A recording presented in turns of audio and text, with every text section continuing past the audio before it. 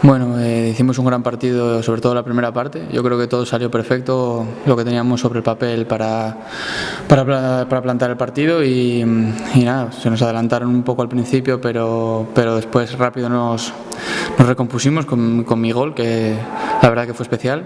Fue mi primer gol en el Langreo y en segunda ref también.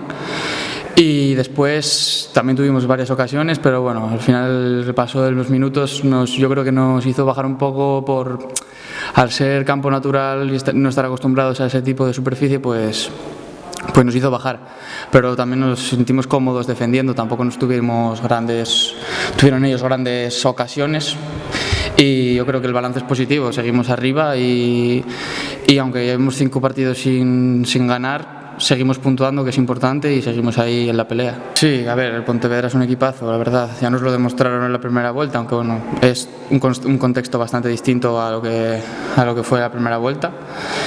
Pero todos los partidos aquí son difíciles en casa, aunque estemos sacando muy buenos resultados, son todos muy difíciles. Es verdad que, claro, que sobre el papel puede parecer que es más difícil que otros, pero todos se pueden dar de cualquier manera. Todos los equipos son muy igualados, es verdad que este no tanto, pero bueno, vamos a trabajar toda la semana para intentar llegar de la mejor manera posible y plantarles cara y hacernos fuertes aquí en casa, que es lo que nos hace fuertes también a nosotros. Sí, para nosotros es un plus todo, aquí en casa.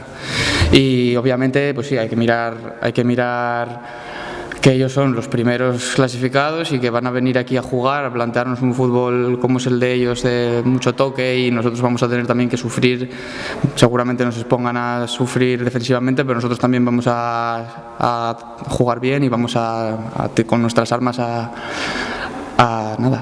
ir a por ellos. Pues la verdad que muy bien, muy contento desde el primer día, sobre todo desde pretemporada incluso. Todos hicimos muy buenas migas, tanto cuerpo técnico como entre compañeros, y los resultados fueron viniendo también en cuanto colectivamente e individualmente. Yo estoy muy contento, tuve minutos, el míster me dio confianza, y en un equipo de así, gente veterana y gente joven, es una mezcla muy buena que tenemos aquí, y yo creo que este año va a ser espectacular en todos los sentidos.